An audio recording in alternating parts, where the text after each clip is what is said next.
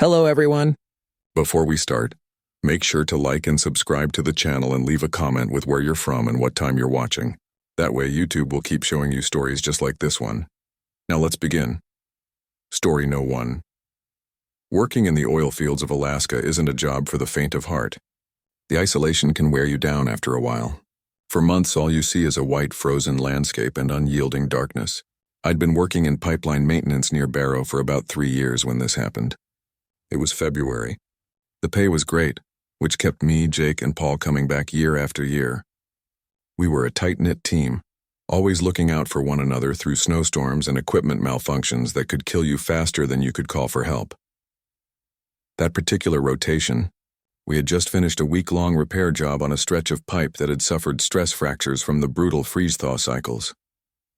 The company had put us up in one of those prefab shelters about 40 miles south of Point Hope, right off the icy stretch of the North Slope. The drive back should have been just another routine trip.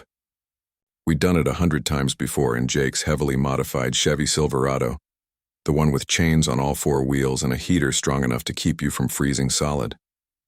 Paul was asleep in the back seat while I sat in the passenger seat, keeping Jake company as he navigated through the growing snowstorm. Visibility was poor, maybe 30 feet on a good stretch.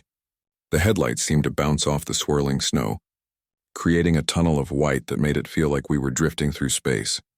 We had been driving for a couple of hours when Jake slammed on the brakes, throwing Paul into the back of my seat and nearly sending him through the windshield. There, barely visible in the storm, was a figure stumbling along the side of the road. No vehicle in sight, no emergency lights, just this person wearing a heavy parka, moving in a way that screamed desperation, like someone succumbing to hypothermia. Jake pulled over immediately. You don't leave anyone out in this kind of weather, not when it's 40 below and getting worse. Paul jerked awake, muttering curses about the sudden stop, but he fell silent when he saw the figure. We watched for a moment, trying to figure out what was happening.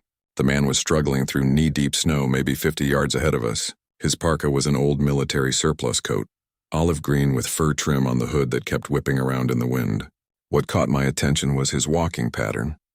He wasn't stumbling from the cold. It was a stiff, repetitive motion, like he was following an invisible track. Jake honked the horn twice, but the guy didn't even acknowledge us.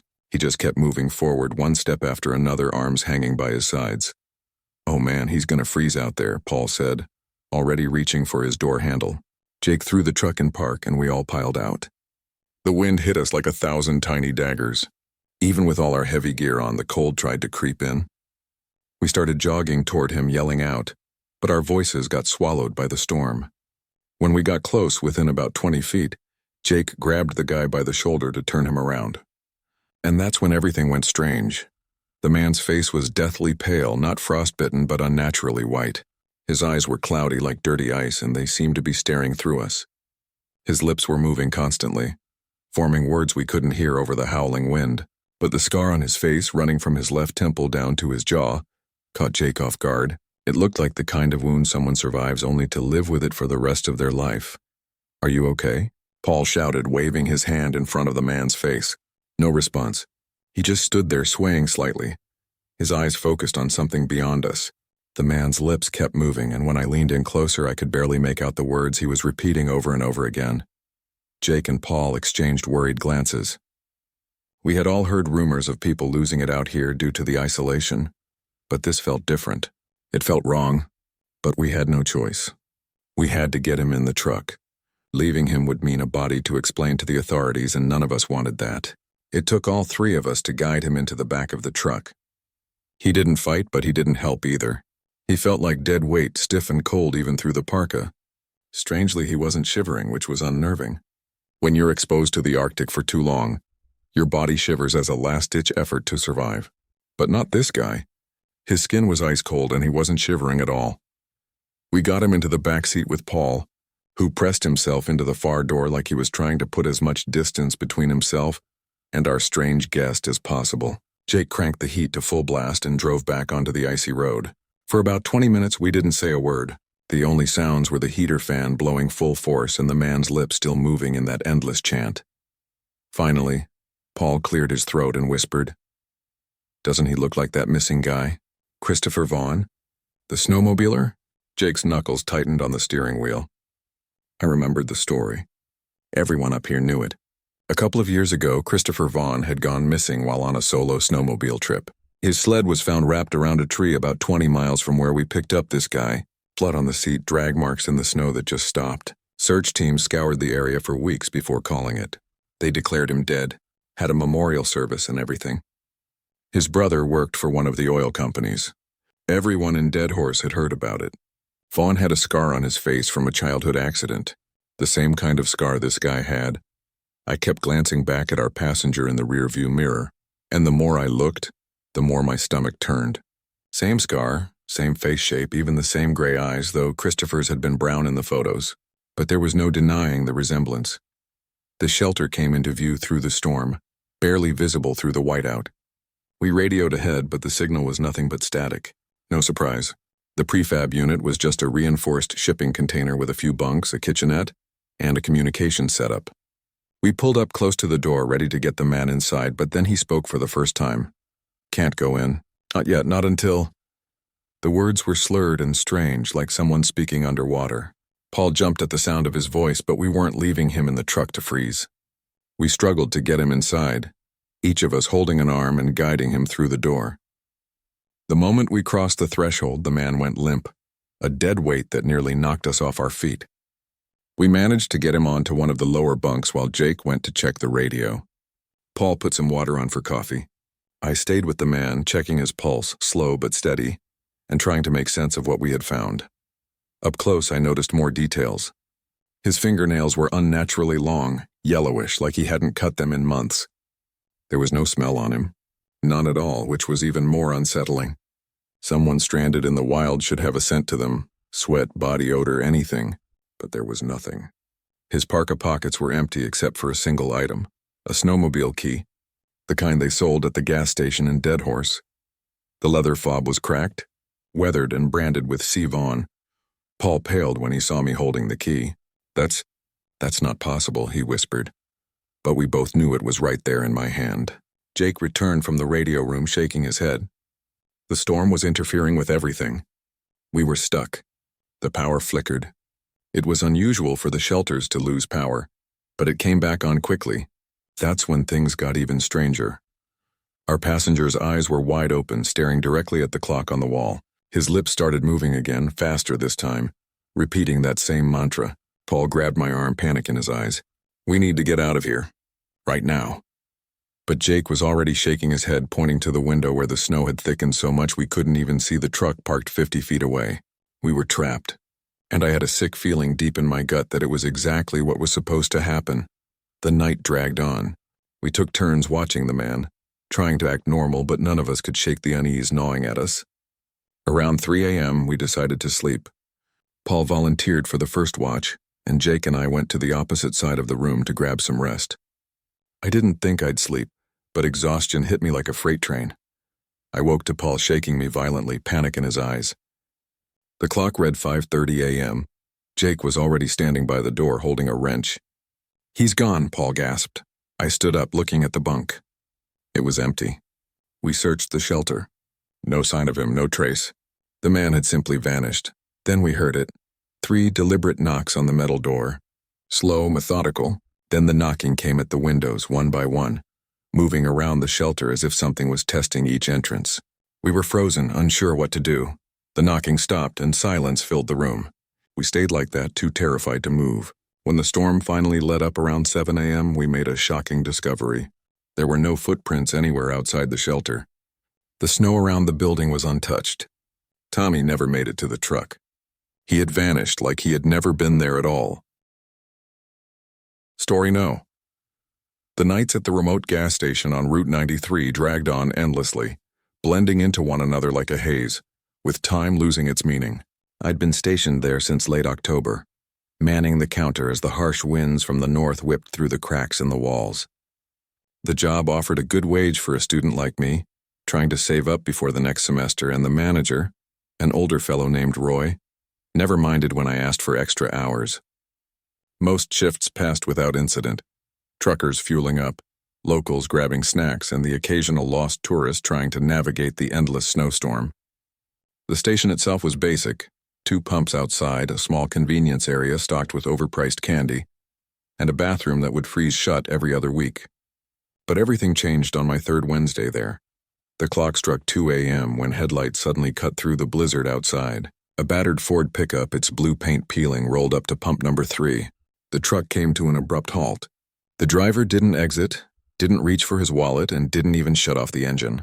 He sat there, his silhouette barely visible through the frost-covered window. After about 10 minutes, I assumed he was either having car trouble or dozing off. But when I went to check, the truck unexpectedly reversed and disappeared back into the storm. I shrugged it off. This was Alaska.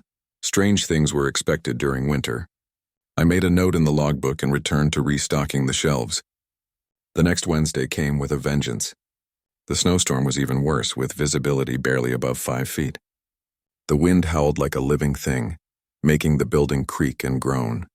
Roy had warned me about nights like these, when the storm was so intense that even the truckers decided to hunker down. I was cataloging some supplies in the back room when I heard the familiar hum of an engine outside.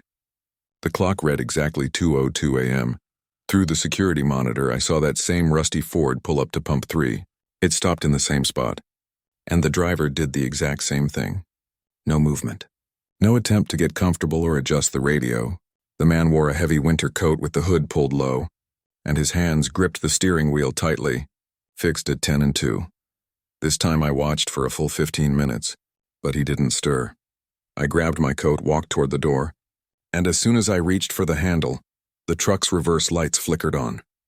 By the time I reached pump 3, the truck was gone, vanishing back into the swirling storm. The oddness of it all lingered. It felt too mechanical, as though I was watching the same scene replayed on a loop. For the rest of my shift, I kept jumping at every car that passed, but the blue Ford didn't return. The following morning, when Roy came in, I casually mentioned the strange truck. He simply shrugged it off. "We get all kinds here in the winter," he said, avoiding my gaze, his fingers tapping nervously on the counter. By the third Wednesday, I was prepared.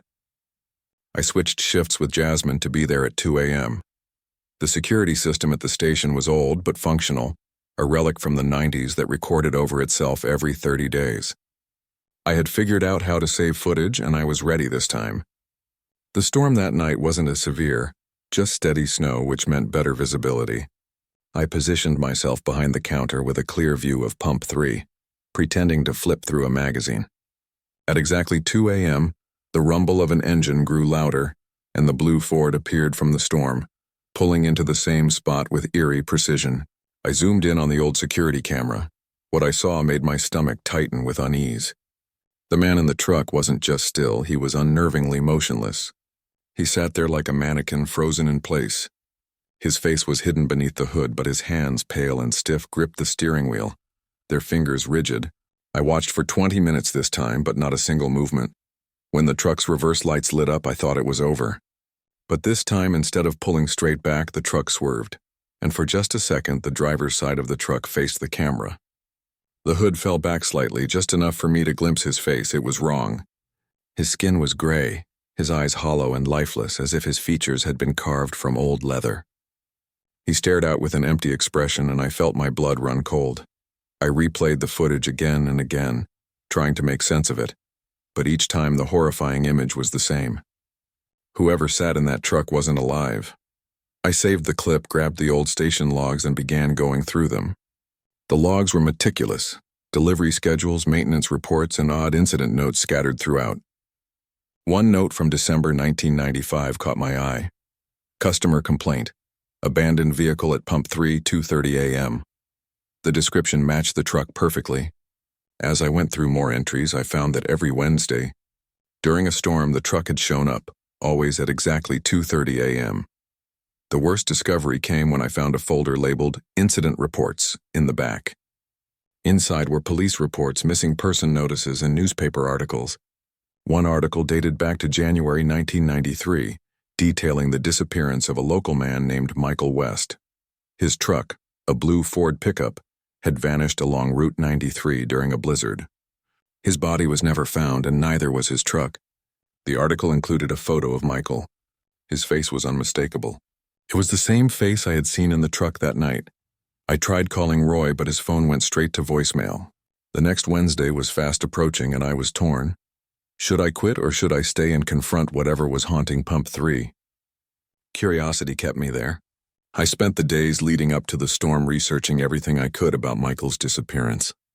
He had been 34 when he vanished, working at a local construction site. The last radio communication he made was from a gas station near Route 93, around the time the storm hit. When Wednesday arrived, the sky was clear, with a few stars visible through the station windows. But by 2 a.m., clouds rolled in, and a fresh snowstorm blanketed the road. The truck would come, I knew it. At exactly 2:30 a.m., headlights appeared through the storm. The blue Ford rolled into the same spot, as though it had been waiting for me. This time I didn't hesitate. I grabbed the flashlight and a baseball bat from the back room and pushed out into the storm. The cold bit into my skin as I approached the truck. When I reached the driver's side, I saw something I hadn't noticed on the cameras. The snow around the truck fell in a perfect circle, as if the vehicle itself had created a barrier. Inside, the truck was as cold as the outside air. The windows were clear of fog and the interior looked frozen. I knocked on the window, and the moment my hand touched the glass, the power to the station went out. Everything went dark, pumps, lights, even the sound of the truck's engine stopped. I was plunged into a chilling silence. Then I saw something from the corner of my eye. A pale glow coming from inside the station. Through the snow, I could make out a figure standing in the window. It was Michael. He stood there, staring out at me with those same dead eyes. Behind him, I saw more figures. Other people, all in winter clothing, all with the same hollow expressions. The frost on the glass began to form letters, writing out the words, "Help us find the way." I ran. Not to the truck, not to the highway, but around the station, trying to find a way inside. I finally managed to unlock the employee entrance, slamming the door behind me and bolting it shut.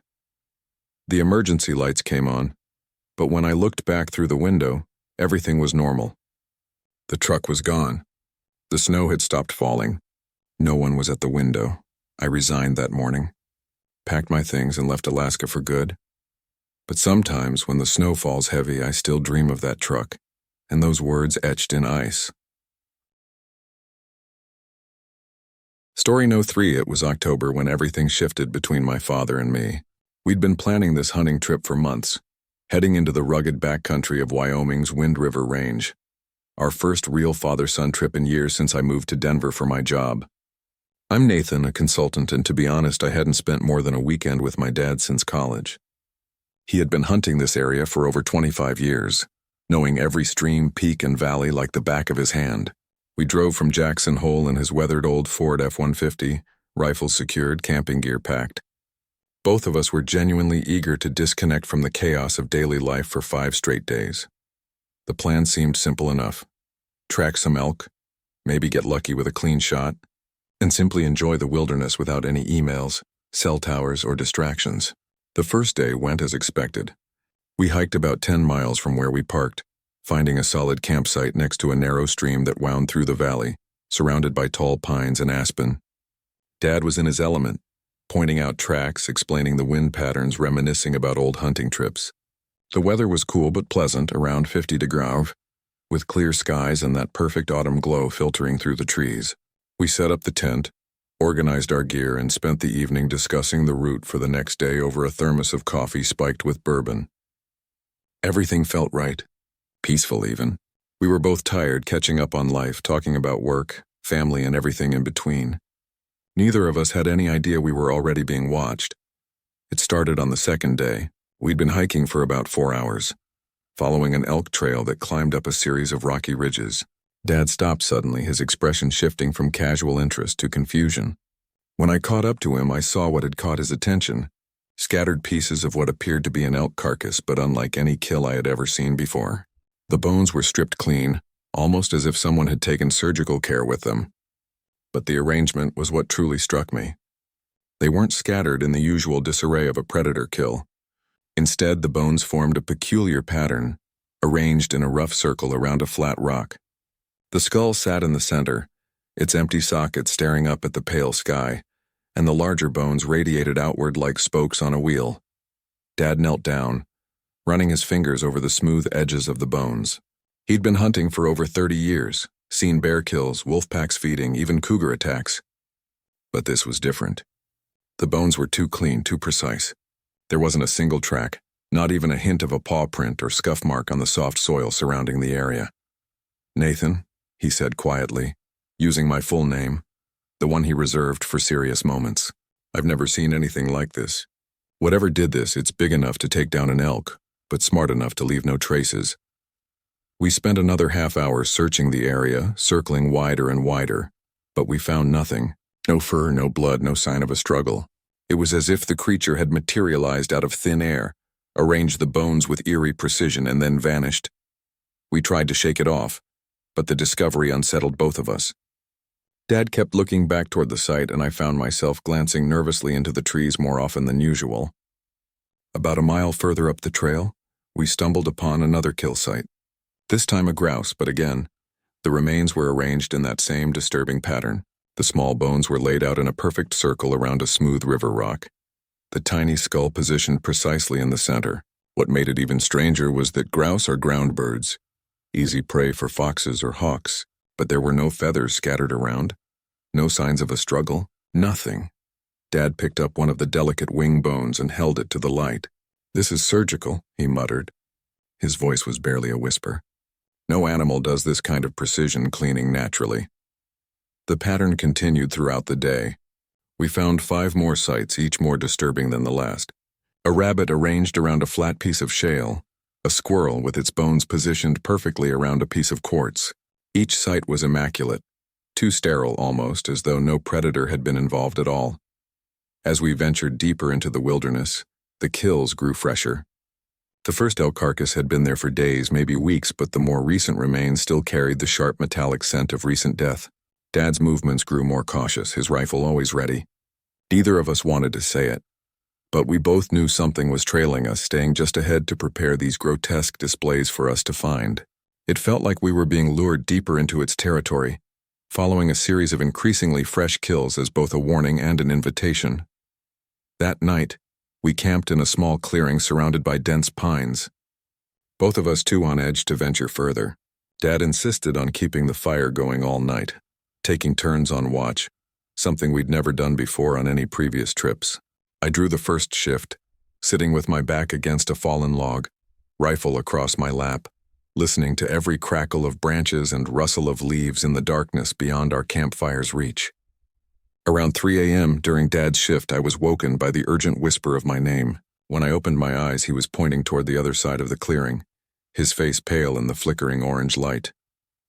"Don't move too fast," he whispered. "Tell me what you see." I turned slowly, following his gaze, and that's when I saw them. 2 massive yellow eyes reflecting the firelight, fixed about 7 feet off the ground, motionless. They weren't the usual green glow of a deer or elk. These were an intense, almost golden hue, and they seemed to pulse with a sense of intelligence. They stared at us for what felt like hours, though it was probably only a few minutes. They didn't blink, didn't move. Just that cold, calculating gaze that made my skin crawl. Dad had his rifle trained on the spot, but neither of us could make out any other details. No outline, no shape. Whatever was watching us was massive. The way those eyes were positioned told me it was much larger than any wolf or bear I'd ever seen. The eerie silence was the most unnerving part. No rustling, no shifting, not even a hint of movement in the brush. Just those unblinking eyes studying us with what felt like predatory patience. When the first light of dawn broke, the eyes were gone. One moment they were there, the next they vanished. We searched the area thoroughly but found no tracks, no disturbance. Nothing. Day 3 changed everything. We'd been hiking for about 6 hours, both of us jittery and exhausted from the sleepless night, when we reached the ridgeline that overlooked the main valley. Dad was using his binoculars to scan the area when he suddenly froze. "Holy shit," he whispered, handing me the binoculars with trembling hands. "Tell me I'm not losing my mind." I adjusted the focus and looked where he was pointing. There on the opposite ridge, about 400 yards away, stood the largest wolf I'd ever seen. Calling it a wolf didn't do it justice. This creature was massive, easily the size of a small horse, with broad shoulders and a head too large for any normal canine. Its fur was nearly black, with silver streaks running along its spine that gleamed in the sunlight like polished metal. What made my heart race was the way it stood there, motionless, facing us as if it had been waiting for us. The wolf didn't move for several minutes, just staring at us with a terrifying stillness, cataloging every movement we made. Dad was fumbling with his rifle, but the distance was too great for a clear shot. Then, without warning, the wolf turned and started walking along the ridge with a smooth, fluid movement almost unnatural, as though it was gliding. It moved like liquid shadow, covering ground impossibly fast while keeping perfect balance on the rocky terrain. What scared me the most was how it would stop every 100 yards or so, turn back toward us and wait just long enough for us to track its movements before continuing. It was clearly toying with us, letting us know it could outmaneuver us at will. That's when it clicked. The bone arrangements, the fresh kills, the silent surveillance, this wasn't some random predator. We were being hunted. And the wolf wasn't just protecting its territory. It was orchestrating everything. "We're leaving now," Dad said, grabbing my arm. "This thing has been playing with us." We packed up quickly, abandoning the hunt entirely. As we began our descent, I couldn't resist one last look. The wolf was still there, sitting like a sentinel, watching us leave with what seemed like satisfaction. The hike back took us 10 hours of constant walking, constantly checking the ridge lines and trees around us.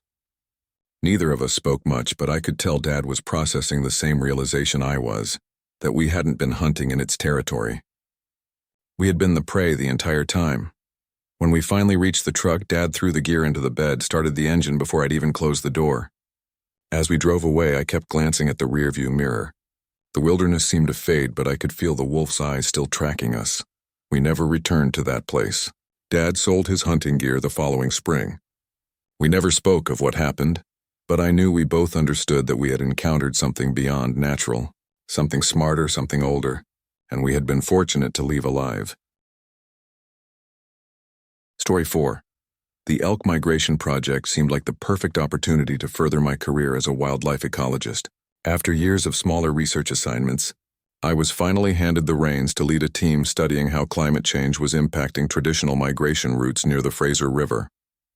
The assignment came through in early March, and within weeks I was heading into the rugged terrain of British Columbia with a dedicated 5-person team. We were tasked with tracking GPS collared elk over the course of 14 days, documenting their movements and behavioral patterns. The data we gathered would play a crucial role in shaping conservation policies across the area, making this one of the most significant projects I had ever been involved in. I recall feeling both excited and weighed down by the responsibility as we loaded our gear. Thermal drones, tracking devices, camping supplies, and everything needed for an extended stay in one of the most remote places in the region. Our base camp was set up at a dilapidated sawmill site that had been abandoned during the 1960s. The location seemed perfect for our research purposes. Flat land for equipment setup, easy access to the river, and conveniently placed along one of the major elk migration corridors. However, there was an eerie feeling that lingered, one that I couldn't quite shake. Rusted machinery lay half-buried beneath decades of moss, and the decaying wood of old structures was being slowly reclaimed by the forest. My team consisted of Dr. Samuel Taylor, our experienced project leader, Emma Roberts from the university's wildlife department, and 2 graduate students, Mike and Sophie, who had worked with me on previous assignments. We quickly settled into a routine, organizing camp, assigning daily tasks, and syncing our efforts on the research project. The first few days went by without incident.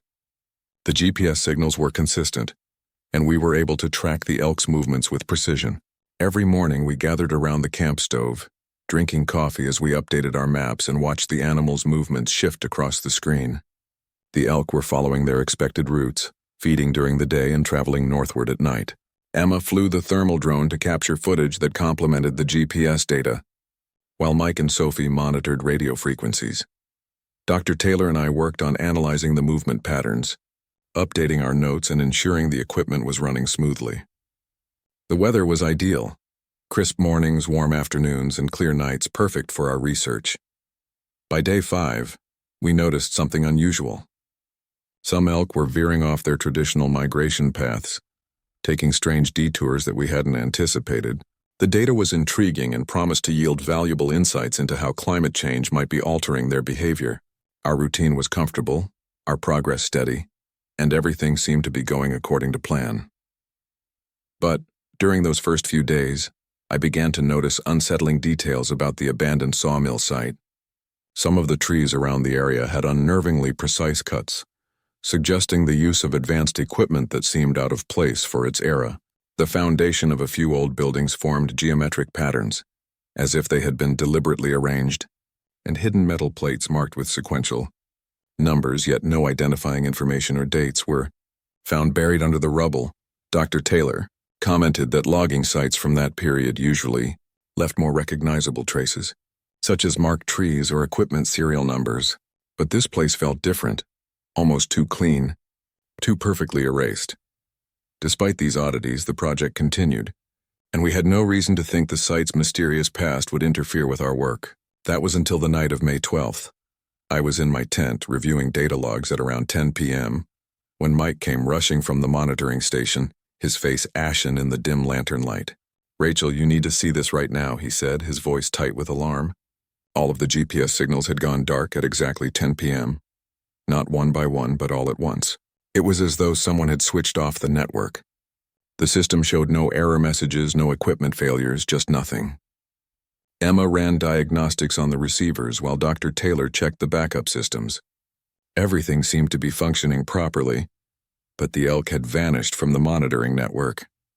We spent hours trying to re-establish contact, adjusting frequencies, boosting signals, even trying manual pings. Nothing worked. The animals were simply gone. The silence that followed was deafening. Typically, the forest would be alive with the sounds of nature, owls hooting, branches creaking, small animals rustling through the underbrush. But after the signals cut out, even the familiar night sounds disappeared, replaced by a profound stillness that made my ears ring. We decided to take turns monitoring the equipment overnight, hoping the signals might return as mysteriously as they had disappeared. I took the first watch, then Emma, followed by Mike. When my turn came around at 3 a.m., I sat alone in the tent, surrounded by the silent machines, trying to make sense of what had happened. The GPS system had never failed so completely before, and the timing, every signal cutting out at the exact same moment, suggested something much more serious than a mere technical glitch. By morning, the situation had only become more perplexing. We packed up quickly and headed out to the last known location of the elk herd, about 3 miles northeast of camp. The hike through the dense forest was tense, each of us lost in our own thoughts about what we might find. When we reached the area, there was no trace of the elk, no tracks, no droppings, no signs they had been there at all. Yet our equipment remained undisturbed, sitting precisely where we had left it the day before. Cameras, motion sensors, even the backup GPS units were all functioning normally, still recording data from their positions. It was as if the elk had simply evaporated, leaving only the technology we had used to monitor them. That afternoon, Emma decided to review the thermal drone footage from the previous night. We gathered around her laptop, watching hours of grainy infrared video. At first it showed nothing unusual, just empty forest and the occasional small animal moving through the brush. But at 10 p.m., just minutes before the GPS signals cut out, something extraordinary appeared on the screen. 7 tall humanoid figures emerged from the tree line, moving in perfect synchronization across the open field near our camp. They were too tall, too coordinated, and their movements were so precise it seemed unnatural, almost mechanical. The thermal imaging showed their bodies were warmer than the surrounding environment, but not quite as warm as human body temperature. The figures moved together as if they were one organism, mimicking each other's actions down to the smallest gesture. When the leader raised its arm, all 7 figures did the same simultaneously. We were all speechless. Dr. Taylor rewound the footage several times, analyzing every detail, while Mike muttered that the equipment had to be malfunctioning. But Emma and I knew what we were seeing was real. The thermal signatures were too consistent to be a glitch. The figures were approximately 8 feet tall with elongated limbs, and they moved as though they were intimately familiar with the terrain. No sounds accompanied their movement. They crossed fallen logs and thick brush without disturbing a single twig or leaf. Their eerie coordination was unnerving. We watched the footage again and again, but it only raised more questions about what had happened to the elk and whether these figures were connected to their disappearance. That night, we implemented a buddy system. No one was allowed to leave their tent alone, and we checked in regularly throughout the night. I barely slept, listening for any sound outside and wondering if those figures were still out there, watching us. Around 4 a.m., I overheard Sophie whispering to Mike in the tent next to mine. When I called out to ask if everything was okay, she claimed she had just had a bad dream. The rest of the night passed without incident. But when morning arrived, the situation took a darker turn. When we gathered for breakfast at 7 a.m., Mike was missing. His sleeping bag was empty, his belongings neatly arranged beside his cot, and his boots were gone. We searched the camp, calling his name and checking every possible place he might have gone.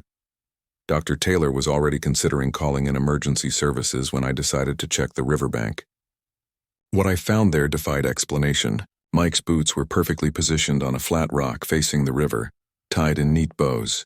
There wasn't a single scuff mark on them, not a trace of mud, yet they were sitting there as if arranged by someone who could move without disturbing the ground.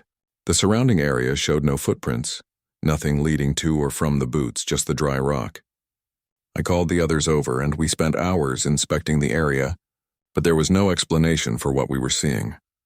We packed up camp immediately and hiked to the nearest communication point to contact the authorities. The search and rescue operation that followed lasted 3 days, involving helicopters, tracking dogs, and specialized wilderness teams. But no trace of Mike was ever found. The official report declared him missing, presumed dead, with the working theory that he had somehow fallen into the river and been swept away by the current. But the boots remained an unsolved mystery. Months later, I received a call from a forestry worker conducting surveys in the same area. He had found a GPS collar buried under some stones near the old sawmill site. The collar was still functioning, and its data showed it had been stationary, i.e.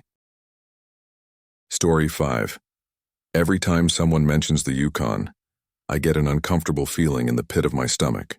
Most people imagine the vast wilderness and stunning northern lights, but all I can think about is that night at Eagle Ridge Lodge.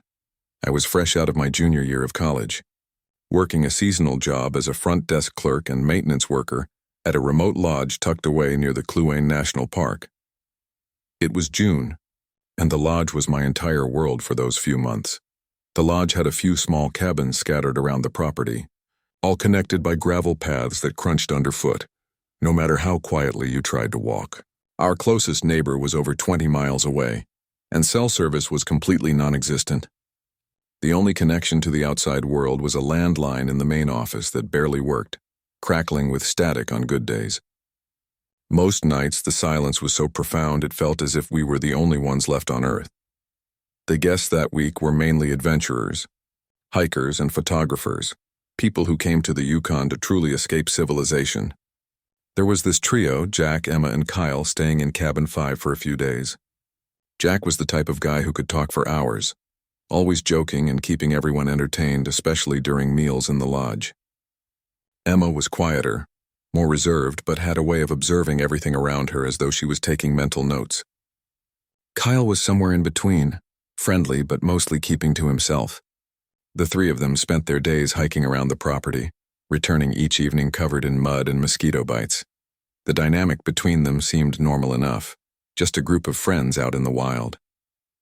But there was an underlying tension that I couldn't quite place, especially between Jack and Kyle. The day everything went wrong started like any other. I spent most of the day fixing a broken water heater in cabin 3 and restocking supplies in the main lodge. The weather was unusually warm for June, and by evening, the air was thick with mosquitoes, that strange twilight that never quite becomes full night in the northern summers. Around 9 p.m., I saw Jack, Emma, and Kyle heading toward the bathhouse, a small wooden building about 200 feet from the lodge. Kyle was carrying a towel, clearly eager to finally clean up after their hike. Jack and Emma were walking behind him, and I could hear Jack's voice growing louder as they got further away, though I couldn't make out what he was saying. I paused while locking up the office, sensing something off, but I shrugged it off. Guests argued sometimes, especially after long hikes and being cut off from the world. About an hour later, I was in my staff cabin reading when I heard voices outside. At first, I thought it was just some other guests returning from their evening activities, but the voices grew louder, more urgent. Then I heard Emma's voice, sharp and panicked, calling out that Kyle was missing. I set the book down and listened more closely. Jack was with her, and they were knocking on doors asking if anyone had seen Kyle. Their voices were frantic, which made the hairs on my neck stand up. I grabbed my flashlight and went outside. When Emma saw me, she rushed over, her face pale even in the dim light. Jack was right behind her, his eyes wide with fear. Emma said Kyle had disappeared after some kind of argument near the bathhouse, but the details kept changing every time I asked. At first, Emma claimed Kyle had gotten into an argument with a stranger hanging around the bathhouse. Then Jack jumped in and said the stranger had been lurking for hours just watching them. But when I asked what the stranger looked like, their descriptions were wildly different. Emma said he was tall with dark hair, while Jack insisted he was shorter with a beard. Their stories didn't line up, and it was clear they weren't being straight with me. I suggested we check the bathhouse first to see if Kyle had just wandered off. But as we walked there, I noticed Jack exchanging quick glances with Emma that made my skin crawl. When we arrived at the bathhouse, it was empty. But there were clear signs of a struggle, an overturned bench and scuff marks in the dirt, as if someone had been dragged or had fallen. Emma began crying, insisting we needed to call the police. But when I suggested using the landline in the office, Jack quickly interjected, saying we should search the property first. The way he spoke, so calm yet insistent, made me uneasy. We agreed to search, but I planned to call the authorities as soon as we were back at the lodge. We spent the next hour searching the trails with flashlights, calling Kyle's name into the darkness. Every noise made us jump, and every shadow seemed threatening. Emma kept asking what we were going to do, but Jack kept steering the conversation away from contacting anyone for help. By midnight, we had no luck finding Kyle. I told them I was going to call the authorities, but that's when Jack's demeanor shifted. He grabbed my arm and insisted we wait until morning, saying Kyle would likely return on his own. I was getting more suspicious. But I finally convinced them to let me make the call. Back at the lodge, when I went to pick up the phone, there was no dial tone, just silence. I checked the connections, but the line was completely dead. Jack immediately said it was probably due to the weather, but there hadn't been any storms. Emma was growing increasingly agitated, pacing around the room and muttering about how they needed help. While Jack kept trying to convince me to just wait it out, I told them I would drive to the nearest town in the morning to report Kyle missing, but Jack volunteered to go instead. Something about his eagerness made me even more suspicious. I insisted we stay together, and when he walked toward their cabin to get some things, I decided to follow him at a distance. I quietly snuck outside and watched as Jack went into the cabin. He stayed in there for about 10 minutes before coming back out with a large duffel bag that seemed heavier than it should have been. He also had something wrapped in a towel under his arm. Looking around nervously, I hurried back to the lodge to pretend I'd been sleeping. The three of us spent the rest of the night in the main room, not really sleeping. When dawn broke, I suggested we return to the bathhouse area to search again. Jack immediately protested, but Emma agreed. They both reluctantly joined me. When we reached the bathhouse in the daylight, we found more signs of a struggle, including drops of dried liquid on the wooden steps and more disturbed ground. Emma found a torn piece of fabric caught in a bush. As she reached for it, Jack stepped in, saying we shouldn't touch anything, his voice full of forced authority. But I started to suspect he was trying to prevent us from discovering something. Around 9 a.m., we heard the distant sound of a helicopter. Jack turned pale, urging us to go back to the cabin. But Emma, looking both relieved and terrified, whispered that she hoped it was help. The helicopter landed nearby, and 2 state troopers stepped out, followed by a paramedic. They asked if we had reported a missing person, and before I could answer, Jack interrupted, saying there had been a misunderstanding. The trooper spoke to us separately, starting with Emma. As they did, Jack kept trying to convince me that everything was fine, but his unease was apparent. He was sweating and fidgeting nervously. The paramedic then came over and told us they had found Kyle about 5 miles downstream, alive but critically injured with multiple stab wounds. He'd managed to crawl to a nearby road and flag down a truck driver who called for help. When I looked at Jack, his face was drained of color, and he stared at the ground. Emma began to cry, but it wasn't relief, it was fear. The troopers arrested Jack later that day after they found a knife wrapped in the towel he'd taken from their cabin. Emma confessed that she had helped him move Kyle's body after the attack. Apparently, Jack had snapped during an argument about money Kyle owed him, and they panicked when they thought Kyle was dead. The phone lines had been cut with wire cutters found in Jack's bag. Emma received a reduced sentence for cooperating, but Jack was charged with attempted murder. I quit my job the following day and never went back to the Yukon. Sometimes I still wonder what would have happened if that truck driver hadn't found Kyle in time. Story 6. Most summers, my Uncle Alex and I would head to remote spots in Wyoming for fishing trips. He's the type who believes technology is just a distraction, and real life starts when your feet hit dirt.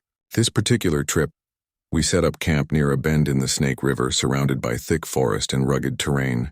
I had just turned 17 that spring, and it was my first time getting my own gear: rod, boots, even a pocket knife. It felt like a rite of passage, and I was proud, even though I still had to sleep in the smaller tent. It was early afternoon when Alex left to check the traps up the river. He told me to stay put, keep the fire going, and not to wander off. The sun was out but veiled by clouds, giving everything a soft, muted glow. I sat by the water, a tackle box at my side and a thermos of black coffee, though I wasn't really supposed to be drinking it. The current was slow that day, gently pushing leaves and twigs along the shore, and I found myself staring at the water, lost in the silence. That's when I heard a voice from the woods behind me. At first I thought it was Alex playing around, but the voice sounded strange, almost too friendly, like someone trying to calm a wild animal. When I turned, I saw a man standing halfway down the slope. He wore a faded camo jacket and a beanie that looked too big for his head, pulled on haphazardly. I didn't recognize him.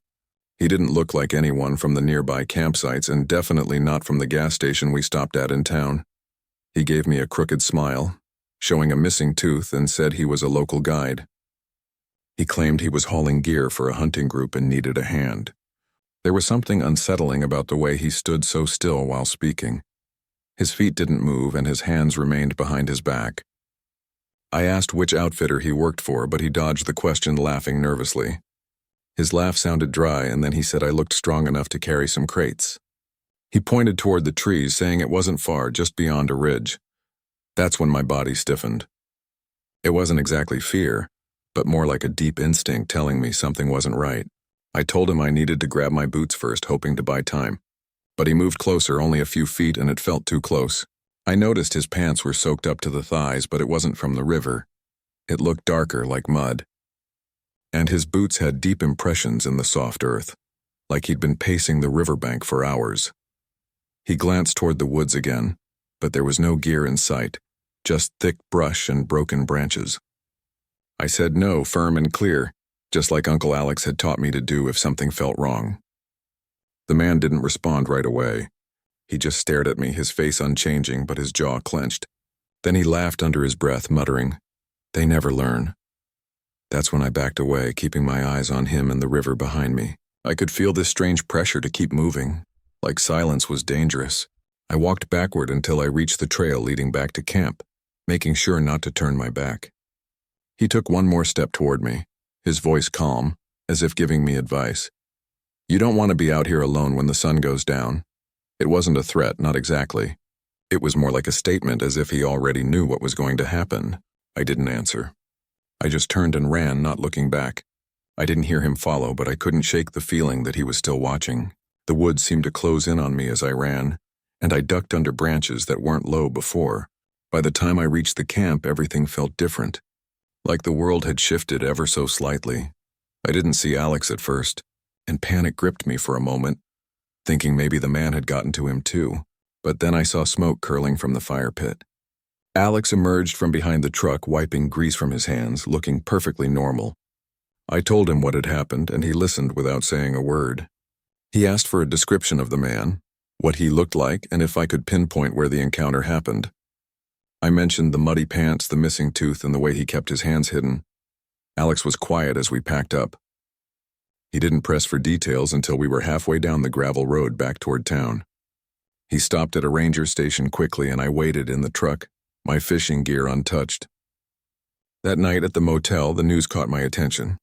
A missing persons alert for a boy named Lucas, last seen near a campsite a few miles from ours. The description of the man in camouflage sounded eerily familiar. The boy's photo hit me hard. He looked like any other teenager out there for an adventure. The thought that it could have been me if I hadn't trusted that gut feeling made my skin crawl. That night I couldn't sleep. I kept thinking about how close I had been to saying yes to following that man. I didn't do anything heroic.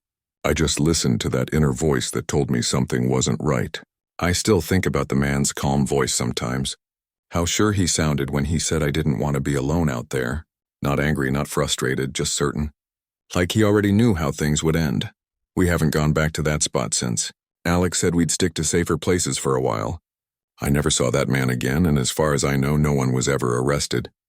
The boy Lucas was never found. His name pops up occasionally in online forums, and every time it does, I wonder if I should say something about the interaction. But I've already said everything I know. Maybe telling the story here is just a reminder for anyone reading. Trust that gut feeling, even when it doesn't make sense. Especially when it doesn't.